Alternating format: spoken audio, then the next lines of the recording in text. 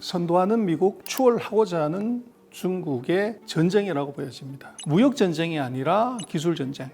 그리고 기술 전쟁의 와중에서 튀어나온 자원 전쟁. 그 사이에 미중의 전쟁은 계속적으로 모양을 바꿔가면서 얼굴을 바꿔가면서 지속이 될 수밖에 없다. 그렇게 보십니다.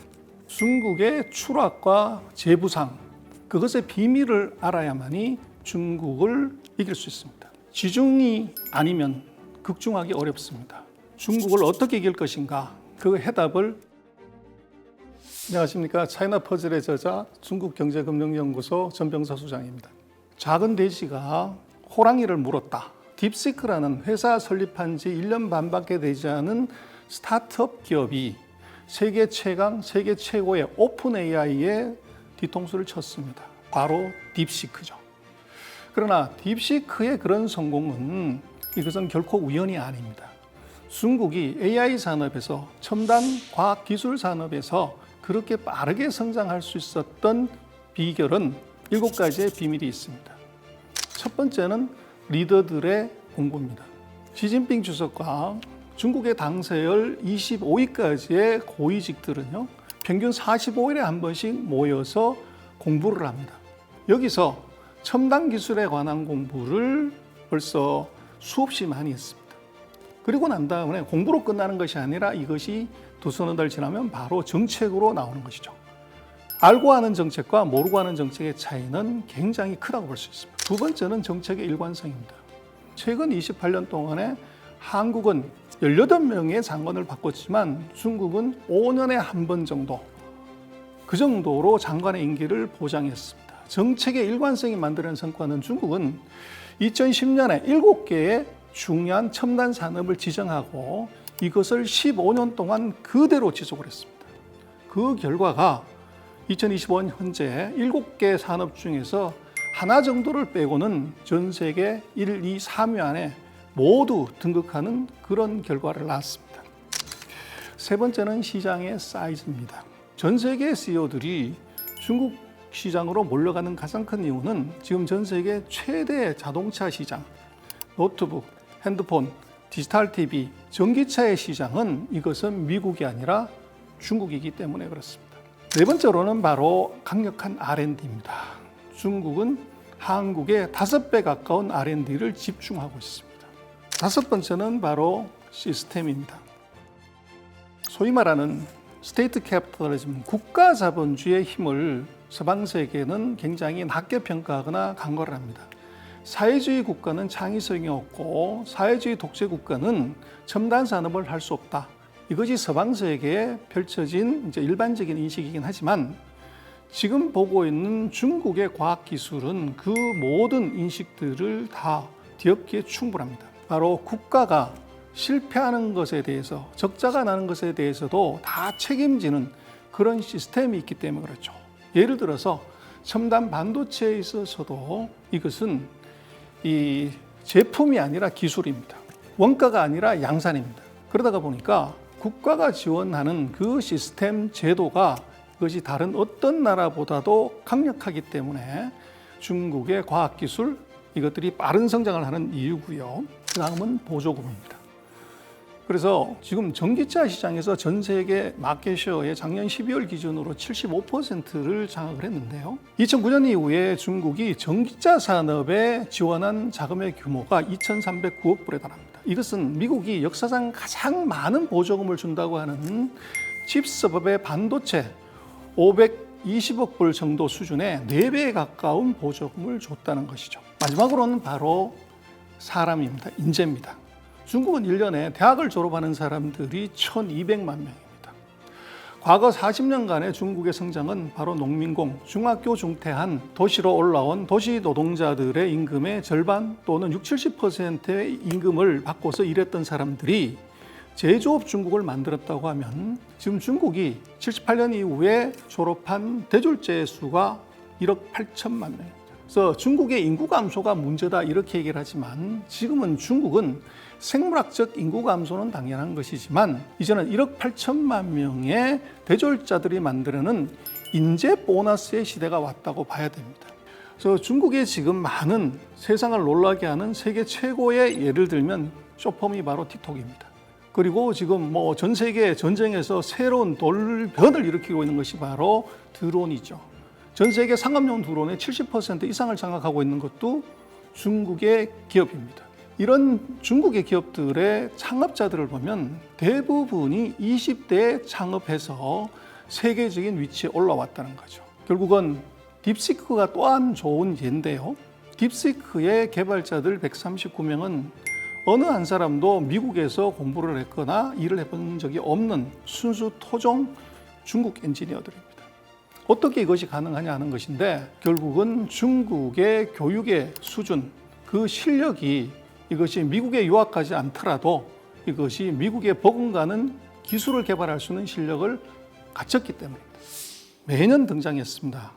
그러나 중국은 여전히 존재하고 있고요. 그래서 첫 번째는 서방 세계의 중국 성장이라는 오해가 있습니다. 중국이 두 자릿수 10% 성장을 하다가 5%로 성장이 떨어지면서 성장률이 반토막 났다.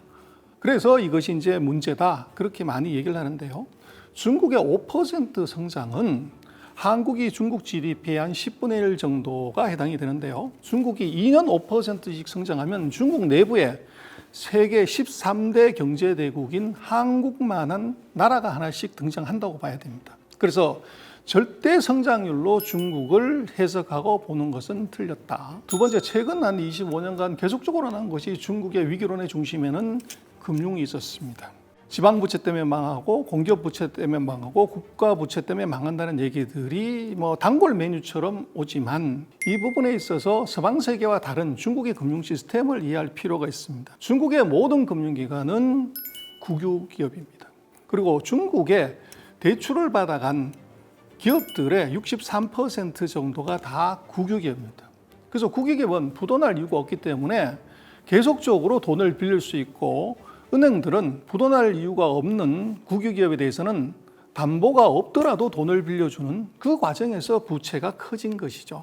그래서 중국의 부채 문제는 국유은행이 국유기업에 돈을 빌려주다가 만들어낸 어떻게 보면 도덕적 해이가 만들어낸 위기지만 궁극적으로는 국가가 부도나지 않는다고 하면 국가은행과 국가기업은 부도나기 어렵습니다. 그것이 이제 중국의 금융위기론이 그렇게 오랫동안 지속이 됐음에도 불구하고 이것이 이 파국으로 가지 않은 진짜 이유다. 그렇게 말씀드릴 수 있을 것 같습니다. 세 가지입니다. 경험, 책사, 시간입니다. 경험이 최고의 선생님이라고 하죠. 트럼프 대통령은 대통령 취임 전에 중국을 가본 적이 없습니다. 그러나 중국의 시진핑은 최근 28년, 30년 가까운 시간에 9번 미국을 가봤습니다. 결국은 경험으로 보는 이제 상대와 감으로 보는 상대 전쟁이 달라지겠죠. 두 번째는 책사입니다. 트럼프의 참모는 이번에 대부분 새로이 선임되신 분들입니다. 그리고 그 스텝들 마찬가지로 일기 정부하고는 굉장히 다른 스텝들이 등장을 했고요. 그러나 중국의 시진핑은 30년 동안 대미 전략을 담당한 왕호닝이라는 책사가 있습니다. 장쩌민 시대부터 30여년간 미국의 많은 외교 전략 그리고 대통령의 전략을 직접 담당했던 외교 척사가 바로 옆에 있다는 것이죠. 세 번째는 시간입니다. 어공은 늘공을 이기기 어렵다는 말을 합니다.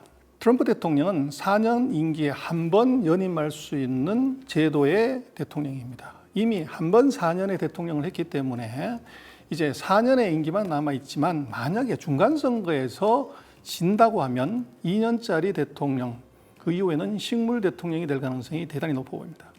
그러나 중국은 주석의 연임 조항을 헌법에서 삭제했기 때문에 이론상으로 4연임, 5연임이 가능한 것이 중국의 시스템입니다. 결국은 시진핑과 트럼프 대통령의 차이는 바로 경험, 책사, 시간입니다. 선도하는 미국, 추월하고자 하는 중국의 전쟁이라고 보여집니다. 그래서 미중의 전쟁은 이것은 길고 오래갈 전쟁입니다. 트럼프 대통령은 거래 기술을 얘기하지만 미국은 소위 말하는 아트 오브 컨트롤, 통치의 기술을 갖고 있습니다. 그것을 보면 미국은 2위 하는 나라가 40%, 미국 GDP의 40%를 넘으면 반드시 좌초시켰습니다. 70년대 구소련이 그랬고 80년대 일본이 그렇게 됐죠. 근데 그것을 자초시키는 기간을 놓고 보면 그 시간이 적어도 10년에서 15년의 긴 시간이 걸렸습니다. 근데 85년에 일본과 비교를 해서 본다면 지금 중국은 85년에 일본보다도 몸집은 10배가 더 커졌습니다. 그래서 이런 이제 중국을 일본이나 구소련처럼 10년에서 15년 내에 이것을 자초시킨다고 하는 것은 현실적으로 대단히 어렵습니다. 그래서 미중의 전쟁은 이것은 길고 긴 레이스에 아마도 3단계 정도를 나눈다고 하면 첫 번째 단계에 들어와 있다고 볼 수 있고, 앞으로도 지금보다도 훨씬 더 긴 시간, 2배 이상의 긴 시간이 소요가 될 것이고, 거기에 전쟁은 무역 전쟁이 아니라 기술 전쟁, 그리고 기술 전쟁의 와중에서 튀어나온 자원 전쟁, 이 세 가지 전쟁이 아마도 앞으로 상당 기간 지속이 되고, 그리고 맨 마지막 단에 가면 금융전쟁으로 이어지는, 그 앞으로도 한 2단계 이상의 전쟁이 끝나야 미중의 패권 전쟁은 끝날 수가 있고, 진정한 패권은 이것은 금융 패권입니다. 미국이 전 세계를 호령하는 것은 실제적으로는 이 미사일, 원자탄, 비온 폭격기가 아니라 FRB 지하실에 있는 달러 프린터입니다. 미국은 FRB 지하실의 달러 프린터로 달러를 찍어서 전 세계 모든 나라의 물건을 공짜로 사 쓰는 것이죠. 이것이 미국의 진짜 경쟁인데, 그것이 바로 금융력입니다. 그래서 중국이 아무리 제조업에서 세계 최강이 된다고 하더라도 제조업은 영원한 금융의 모습입니다. FRB 지하실에 있는 달러 프린터를 소위 말하는 기축통화, 이 세너리지를 갖고 오지 못한다고 하면 중국과 미국의 경쟁은, 이것은 미국의 여전한 승리입니다. 그래서 그 시간은, 금융 패권은 한 번 잡으면 100년에서 120년간은 긴 이제 패권의 수명을 놓고 본다고 하면 미국의 금융 수명 아직도 30년, 50년의 시간이 있을 수밖에 없고, 그 사이에 미중의 전쟁은 계속적으로 모양을 바꿔가면서, 얼굴을 바꿔가면서 지속이 될 수밖에 없다, 그렇게 보십니다. 최근 8년 동안 미국이 중국을 계속적으로 통제하고 압박을 했지만 중국의 굴기는 멈춘 적이 없습니다. 결국은 중국의 부상을 어떻게 보면 두려워하거나 또는 낮게 평가하는 것이 능사가 아니고, 중국의 부상에 어떻게 올라타냐는 것이 더 중요해 보입니다. 결국은 천리마와 같이 달릴 필요 없이 천리마의 엉덩이에 올라타는 것이 답입니다. 밥상 위의 파리도 하루에 천리를 갈 수가 있습니다. 바로 어부지리의 수죠. 그래서 한국이 해야 되는 방법은 바로 우리 옆집에 하루에 천리를 달리는 천리마가 등장을 했는데, 천리마에 올라타는 법, 이것을 배워야 하는 것이고, 그리고 천리마에 올라타서 떨어지지 않는 방법을, 이것을 연구하는 것이 전제입니다. 그래서 중국과의 관계에서 한국, 이것이 무서워하고 두려워할 것이 아니라 피할 수 없다면 즐겨야 되는 것이죠. 그래서 그것에 대한 해법을 찾는 것이, 아마 지난 30년간 우리가 중국과의 관계에서 엄청난 무역 흑자, 그리고 많은 경제적 이득을 취했듯이 앞으로 30년은 중국이 더 커지기 때문에 거기서 얻을 것은 더 크다고 생각을 합니다. 중국이라는 천리마에 올라탈 방법을 연구하는 것이 지금 대한민국이 할 일이다, 그렇게 생각합니다.